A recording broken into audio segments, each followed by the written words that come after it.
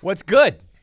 Chilling, man. That girl just sent me a screenshot. She made 60,000 in the last couple of days, so I'm a little jealous. You know? All right, let's get right into it. We got Adam22 from the No Jumper podcast who lit the fucking internet on fire the last 48 hours. I mean, you have had several big moments in your podcasting career, but has this been the most viral? It feels like it right now. It's definitely the one that the Barstool universe has embraced the most. Mm-hmm. So there's something to be thankful for, you know? Yep, for sure. So Selena has been on the show a couple times. Is this Aliza's first time? She showed up for the first time and just let it fucking rip? Yeah, I mean, Selena was scheduled to be on, and she had a friend with her, and the friend, you know, had the glazed over, googly-eyed look that you saw on the podcast, I guess. Yep. And but I had no idea she was going to be talking on there, and Selena was so like gleeful to bring her into that environment to have her share the story. You got your Barbara Walters on, man. You had your interview hat on. You were like, and tell me more. And how did that feel? And so exactly what happened? I mean, bravo, dude.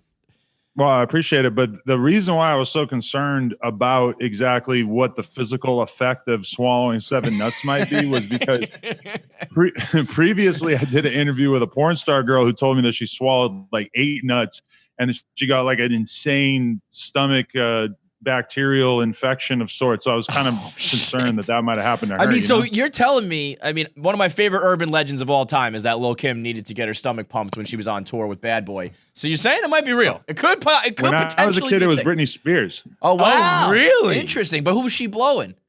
Like, it made sense that Lil' Kim was on tour with like all these rappers. Who would Britney be? I didn't know the rapper part of it. I didn't know the tour part of it. I thought it was just Lil' Kim needed her stomach pumped. Which it could have just been like an average Tuesday night. Who knows? You can like Google this and find that that's like one of the most enduring urban legends, and that the person who's like the target of it is constantly sort of in flux. So but I mean, these girls are out here really doing it, you know? Yeah, man. I mean, so was there any thought that maybe this is not true, or is this like this girl, she just has no reason to lie and she's just spitting facts? Because it really hasn't been confirmed, but it's not like anyone in the Suns is going to step up and be like, yeah, I was there. But I believe her. I don't know why. I just trust this girl. I mean, she named and shamed the team and then the specific players and even started to dig into like the order that they went in. That's kind of like why this podcast, normally we don't do them live, but we did this one live because it just seemed like, I don't know why we did it live, but thank God we did, because it would have been at least a little bit of a decision on whether we air it or not. But dude, we do a show that we always pre-record, and one time when Facebook Live first was a thing, we went live with a guest who she ordinarily wasn't in the mix with us, ended up making some like racist jokes, and like it was the one and only time we were live. She got fired about 3 hours. Totally fucked her. We always still feel so bad about that, but in this case, you must have been like, well, let's fucking go. Can't do anything about it now.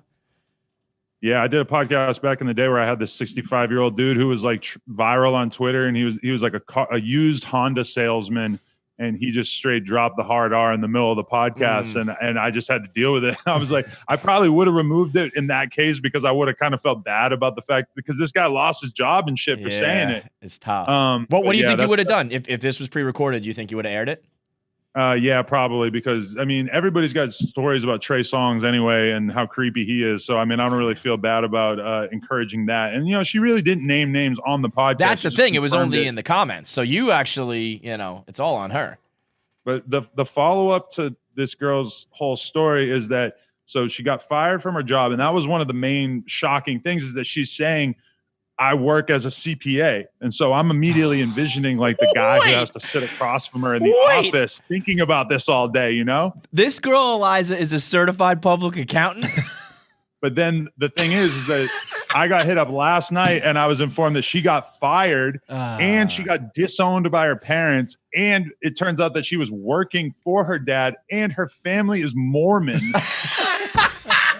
I shouldn't laugh, but I mean, that's actually a recipe for like, if you were to create in a lab a girl who might blow 7 basketball players in a hotel room, it's that one. It's a Mormon childhood, for sure. Mormon childhood. Father's like an accountant. I mean, like just the most repressed girl ever who just wants to let it rip. But I mean, at the same time, you said that she made $60,000 in a couple days, so I mean, I'd probably take that trade off. I mean, she doesn't seem upset at all. When I saw the text messages were her talking about her family disowning him, she literally said, like, tell Adam I don't give a fuck about him talking about my stupid fucking parents. like she's angry at her parents for like having this reaction. But as soon as I heard the Mormon thing, I'm like, how was this supposed to go any other way? Yeah, absolutely, man. It was funny. I did my video on 1 Minute Man on it, and I was letting it fly and kind of poking fun and making, calling some names. And I was like, I don't know if these girls are gonna like me or whatever. And then Selena DM'd me and she's like, yo, can you tag me on that, please? I was like, okay, all right. We're all just chasing clout. Selena DM'd me a picture of you and said, is this Ben Shapiro? Oh, shit.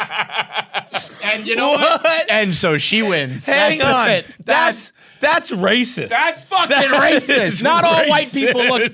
Wow, that is maybe. I've heard it all. Yeah. I've got the most internet hate in the world, but that might be the worst burn I've ever felt. Ben Shapiro. I'm gonna have to change my whole fucking look, man. Shit. She saw me. I think she got confused because she saw me tweeting about Ben Shapiro, because like that is the one thing that I would kill for right now, is to have Ben Shapiro just somehow react to that video, because I seen him responding to the Cardi B video, and I would just love to see his take on this, like for him to take it really seriously. Yes. And tell us why it's bad. I reached out to him after the WAP shit, and I was like, come on the podcast if you'd love to. I don't even know if he ended up reading the DMs, but I would love to get Ben Shapiro in here. Yeah. I just made the promise to myself to not get political, but I'm like, let's get Ben Shapiro in here. Man, Ben Shapiro, that's a tough one, dude. That's good though, right? You probably never heard that before. No, never. That's a new one. At least shout out to Selena. She's keeping it original.